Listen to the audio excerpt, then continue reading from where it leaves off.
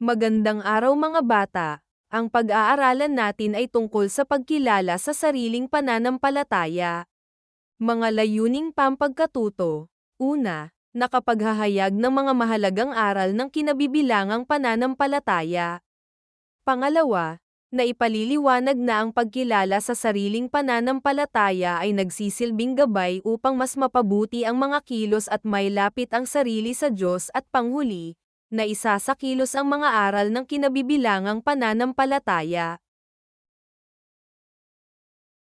Balikan natin ang ating aralin noong isang araw. Ano-ano ang mga pangunahing karapatan ng bawat batang Pilipino?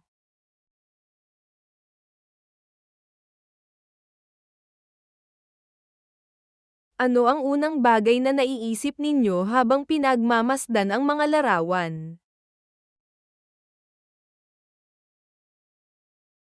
Ano kaya ang layunin ng mga tao sa larawan? Ang ginagawa ng isang tao ay galing sa kanyang paniniwala. Sa ginagawa nila makikita natin na ang mga tao sa larawan ay naniniwala ng may Diyos. Hindi lamang sila naniniwala, ang kanilang paniniwala ay isinasabuhay nila. Sila ay nanampalataya kaya nagdadasal sila. May ibang tao na naniniwala na may Diyos ngunit hindi sila nanampalataya sa Diyos. Sa sariling gawa sila nananampalataya kaya hindi sila naglalaan ng panahon sa pagdarasal. Ika nga, kahit ang mga masasamang tao ay naniniwala sa Diyos. Alam nyo ba mga bata na ang Islam at Kristyanismo ay dalawang malalaking relihiyon sa Pilipinas? Ang mga tagasunod ng Islam ay tinatawag na Muslim. Ang mga Kristiyano naman ay sumusunod sa buhay at turo ni Jesus. Mga paniniwala at turo ng Islam at Kristyanismo. Una ay ang paniniwala sa Islam. Ang mga Muslim ay naniniwala sa isang Diyos na tinatawag na Allah, at si Propeta Muhammad ay kanyang sugo. Ang mga Kristiyano naman ay naniniwala sa Diyos na ipinahayag o ipinakilala ni Jesus sa kanyang turo at buhay. Pangalawa, banal na aklat. Ang Biblia ang banal na aklat ng mga Kristiyano. Ang buhay at turo ni Jesus ang modelong sinusundan ng mga Kristiyano. Samantala ang Quran naman ang pinagbabatayan ng mga turo sa Islam at ang buhay at turo ni Muhammad ang sinusunod. Pangatlo, ang pinakamahalagang aral. Ang pangunahing turo sa Kristiyano ay ang pagmamahal sa Diyos at kapwa, pagpapatawad, at ang pagsunod sa mga aral ni Heso Kristo. Sa Islam ang limang pangunahing turo of 5 pillars of Islam ay ang pagsagawa ng pagpahayag o confession, panalangin, pag-aayuno o fasting, pagbigay ng abuloy, at ang paglakbay patungo ng Mecca sa abot makakaya. Pang-apat ay ang bahay-sambahan. Ang mga Muslim ay nagsasamba sa mosque. Ang mga Kristiyano naman ay sa simbahan. Tandaan natin mga bata na sa kabila ng pagkakaiba, maaaring magkaroon ng respeto at maayos na ugnayan ang mga Muslim at Kristiyano at sa iba pang relihiyon at paniniwala. Ang pagbibigay halaga sa mabuting ugnayan ay kinakailangan para sa pakikipagkapwa-tao. Unang gawain.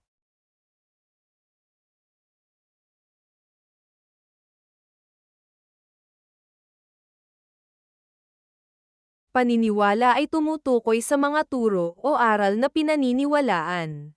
Samantalang ang pananampalataya naman ay ugaling taglay ng tao na nagpapatibay ng kanyang ugnayan sa Diyos. Pagsasabuhay ng pinaniniwalaan ay nagiging kaugalian.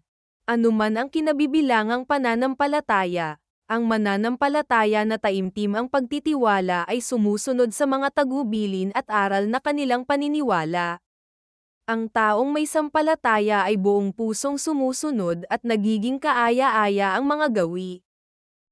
Anuman ang kinabibilangang paniniwala, ang mahalaga ay ang pagsasabuhay at pagsunod sa mga mabubuting aral.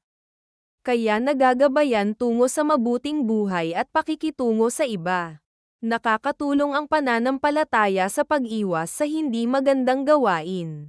Kung ang pag-iisip ng isang tao ay puno ng mabubuting turo, at sinisikap niya itong isabuhay, mahuhubog ang kanyang buhay ayon sa mabubuting aral ng kanyang pinaniniwalaan.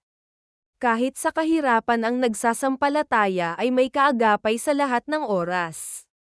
Hindi siya nawawalan ng pag-asa.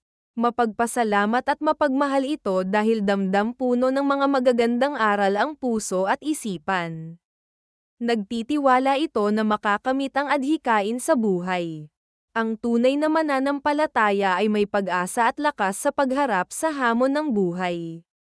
Patuloy itong kumakayod at kumakatok dahil alam niyang babukas ang pinto. Ikalawang gawain.